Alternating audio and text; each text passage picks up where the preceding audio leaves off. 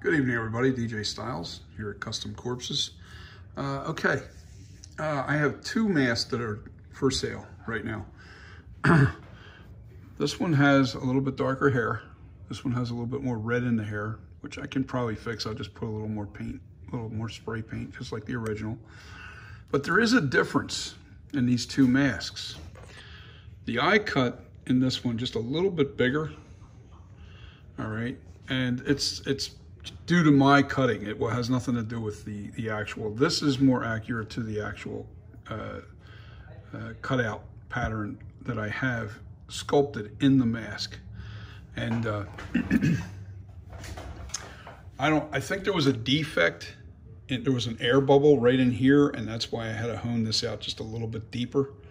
And that's why it's just a little bit bigger on that side. But this side, we're still a little bit, it's about identical, all right? Because what happens is you get a little bit of an air bubble or something, and you can't leave that air bubble in there because that can become a tear at some point. So I honed this out just a little bit more on this side, and that's why there is a difference in the eye cut. So this is the actual sculpted with no defect at all. So I may pull this off from being for sale, because obviously people were saying that this is the holes are way too big. So I'm sorry. Can you get through? So this is probably the one that I'll put back up for sale for everybody. Also a little bit more detail on the paint, a little bit more color, which can be taken away or added to it. It's really up to the purchaser. I can refine this mask the way you want it. I can make it look like this with the paint, and or this if you like the darker tones in it. Anyway, this is the NightCreeper 1978.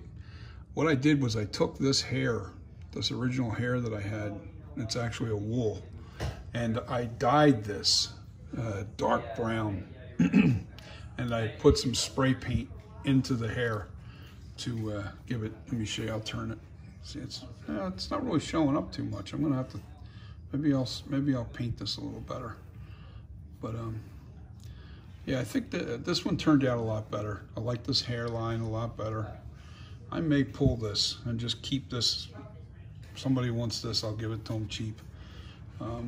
But this is gonna be, this will be the one that's actually for sale, I think. I think I'm gonna have to do that because people are commenting the eye holes are too big in this mask. This one here is more realistic to the original. But you can see this is definitely not, I did this sculpture. This is not a copy. This is not a recast of somebody else's mask. This is my own sculpture. I did this. I can take you into the room to show you the sculpture. As a matter of fact, I think I will. I've had to cast this down twice because the original sculpture is huge. It's like 32 inches in diameter, the original sculpture. And I casted this twice. I made a copy. I'll show you the copy real quick.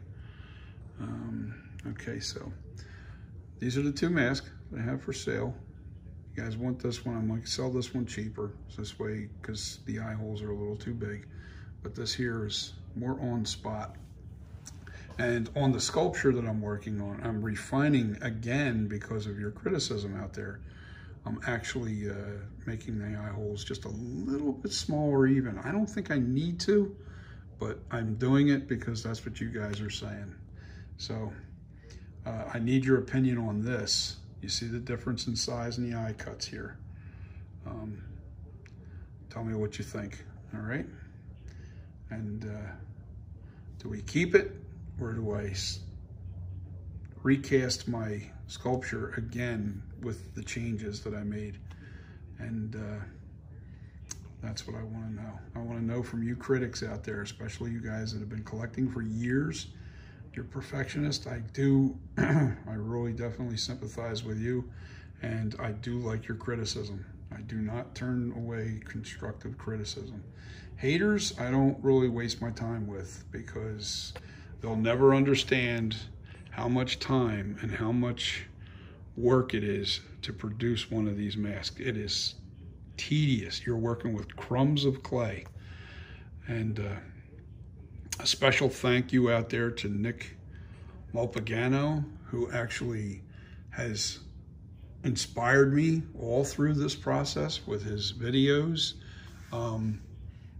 his expertise. I've reached out to him, I've talked to him. He's given me open criticism, constructive criticism. And the funny thing is, guys, he is saying exactly what you're saying. The eye holes were too big. So you guys are spot on. So with the expert actually saying the exact same thing that you guys, you critics, are saying, you mask collectors, you're right then. So I'm 100% going to make sure that this doesn't happen in future masks. I definitely want to make sure that these eye cuts are dead on. Now, let me show you the casting, the recasting that's made out of latex, that's foam filled, that I made the smaller version, because this went from 32 inches in size down to, as the original sculpture, all the way down to 25.5 inches, which is still a fairly big mask. This is not a small mask. This is a fairly big mask, and it'll fit generally anybody. And if it's a little too loose on your head, you can always put pieces of foam on the inside of the mask, you know, to make it fit nice on your head. All right, let me take you to the other. Don't mind the mess. You know what? I'm not going to show you the mess. How's that? I'm just going to take you to these two sculptures. That they're not sculptures. These are casted. All right. See, now there's the latex mask. This is foam filled, and it's made so I can sit it right on the counter just like this. All right. Now this is going to be the H2, and the reason why that's that way is, you see, this is the stretched version. All right, this is the stretched version. It's elongated face. Pulled the eyes open just a little bit more. And this, I packed more foam in there to give it a wider face, stretch the eyes out. All right. And this is going to be my Halloween 1981 when I'm done. But it's basically the same sculpture. It's the exact same sculpture, only it's made to look like this is Nick Castle wearing it and this is Dick Warlock wearing it. But it's still the same sculpture. And now I'm going to take you back to where my sculpture is and what I've been doing to the sculpture. Now, what I've changed on the sculpture is I made the nose, the bridge of the nose here wider. I've made the eyebrows just a little bit more separated on the mask, and I've changed the eye holes just a little bit. I made the eye holes a little smaller because of your criticism, which I'm okay with. I love it. I want that criticism. Like I've said, I've only been doing this for about a year, and what I'm doing is refining the mask. I was able to salvage this mask when I casted it in stone. It came apart really easy and almost perfect for me. So I was able to fix the little flaws, the things that went wrong with the, there we are. Okay, now this mask, this sculpture is huge. It's literally 32 inches in diameter. It has to be big because latex, when you make the when you cast your latex in the stone, when you pull that mask out, it shrinks up to 2 inches in diameter. Well, about an inch and a half. About an inch and a half in diameter you lose with every casting. So what you do is you make a cast this in stone, make a latex mask, foam fill it, let that shrink down 2 inches, inch and a half, and then recast that foam filled latex mask in stone, and then you make your, size. And I can keep shrinking that mask. If I need to make a real small version, I can. You can never get a perfect size if you make the mask too small. If you make your sculpture way too small, you will never get, you'll be stuck with one size. And I want to do multiple sizes for people. If they say they want a big mask, they can have a big mask. I think the biggest mask I make is 27 and a half in diameter, which is a pretty big mask. It's too big for me. The second one down is 25 and a half. So that's the one I'm actually selling. So anyway, this is what I've done. I've changed these lips. They're not as high. See this one here? See, that's the original. That's that mask that I just showed you out front. All right. I've made the eyebrows a little wider. I've made the bridge a little wider. I fattened up the nose in this area. I've made the eye holes a little smaller, not very much. We're talking the 1/16 of an inch. I'm sorry, on this side, it's about 1/8 of an inch. It was way too long this way and this lengthwise. So what I did was I put about 1/8 of an inch of clay into here and then resculpted it. Now I have to shorten this little thing here. I'm going to call it the eye curl. I don't know what the hell else to call it. The eye curl. I'm going to shorten this. I'm going to bring that clay back up to about here. So this way, the eye curl, it looks more proportioned. Now I've been debating on whether or not to put the little check on this over here. But like I said, I don't want to copy anybody's mask. I've taken different things from every mask that's out there. On the screen right now is a side view of the Ken Hartland mask. And I like the eyebrows on this one. So what I did was I sculpted this eyebrow to look like that Ken Hartland one. All right. That's what I'm trying to do. And I'm still not quite done there. I can see that there's still a little bit of shaping that has to be done on the very tip here. But I'm close. So some people have made comments that this looks a lot like the TOT 78. It's not the TOT 78. Trust me, it really is not. I wish I had a TOT 78 here. I don't have one. I have this. I have the Trick or Treat Studios 2018, which my goal is to actually make a copy of the 2018. I'm going to make a 2018 out of this. That's what I'm going to do. Once I cast this again, because of your welcomed criticism with the eye holes, the mouth, some people have made, and some of the things I've seen in newer pictures that I want to change myself. So, and some of that, and I'm not done yet. This is too deep. It's really prominent.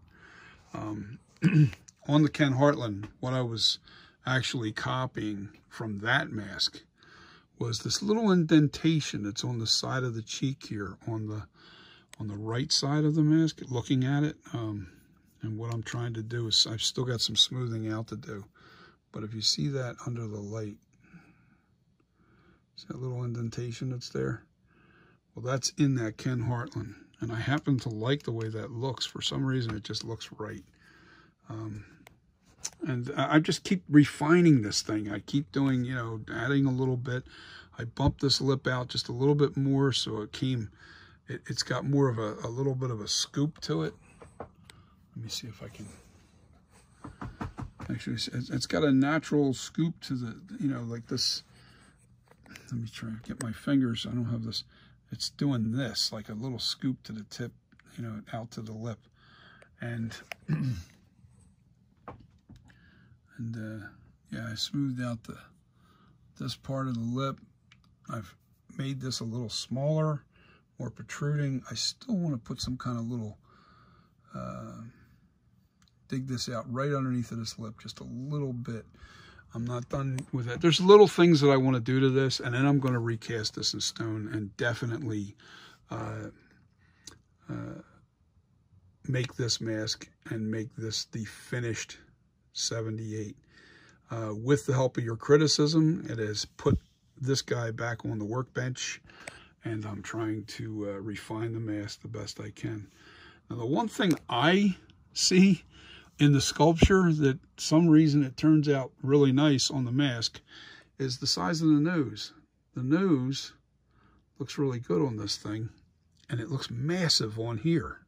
It looks really big on this mask, but it is right. I've actually measured everything with my little caliper, and it is the exact size it has to be for it to shrink down. You know, once the casting takes place twice, it shrinks down so it looks right. I have a little bit of a twist to this direction, where on the TOT 78 it twists this direction. It goes the other way. So these are things done on purpose, you know. So to you critics out there that swear that I recasted this, please, I'm telling you, I did not recast or replicate or filled or copied anybody's mask. That is not my goal here. I'm trying to do my own version here, and if you guys like what you see, you know, don't be afraid to hit me up, and you know, I do want criticism. You don't get better at things without criticism. You got to have constructive criticism, and you guys are the experts. You guys collect these masks, and I want it to be something you really cherish, not something that you, you know, like it for a day and throw it in the closet the next day. You know, no, that's not what I want. I want to see it on your shelf. I want to see that on your shelf. You know, and I'm trying to keep the price down. I'm not going to go crazy. I think I'm going to start charging about $250 for this mask on my website once I get the website running the way I want it run. I have it up. I don't have anything up for sale. I'm trying eBay to test market, and I think I'm just not reaching everybody, the collectors out there. So I don't know. I'm just not really doing well right now on eBay. So if you guys want to see one, there is one from Custom Corpses, NightCreeper 78 on eBay right now. It's that one with the eye cutouts that are just a little too big. That's on there right now, and I got the starting bid at $225. I can't really go any lower than $200 for these masks. I have to make at least that much because of the amount of work that goes into these masks. There's no point to selling a mask if you're going to sell it for under $200. Not as a custom-made mask. Just no way. You can ask anybody that in this business. You're just not going to get that. And with popularity, let's see what happens. If it takes off and this mask becomes a collector's piece, you know, I'm almost 60 years old, guys. I'm not going to be around forever, so and I don't know how long I'll be doing this. I'm going to do this in my retirement, so I will only make this mask for a certain period of time because I want to go on to other projects, not just Michael Myers. I love Michael Myers. I love him. Believe me, I saw it back in 1978 as a 16-year-old kid, and I went there with 2 girls, and man, I left there with bleeding arms because of their fingernails, and I sat between them like an idiot. But I had the best time of my life because them girls, man, they were scared to death. And man, was that a fun night. But that's a different story. I'm passionate about Michael Myers, love the character, love the franchise, and would never copy somebody's work. No. We are all copying somebody's work by even making this mask. But I'm trying to put my own little twist to it. I don't want an exact replica of anybody's mask. Trick or Treats or anyone else. And what's really going to be cool is I'm going to turn that mask, the aged look on this sculpture. That will be very original. So look out for that. That's going to be the next step. And then I will make the Halloween Kills version out of this mask too. And it will be sculpted into the sculpture. So I want to say peace. Thank you everybody for your criticism, because I do need it. Like I said, I've only been doing this for a year. My first attempt at a mask was this ugly thing over here. Let me show it to you.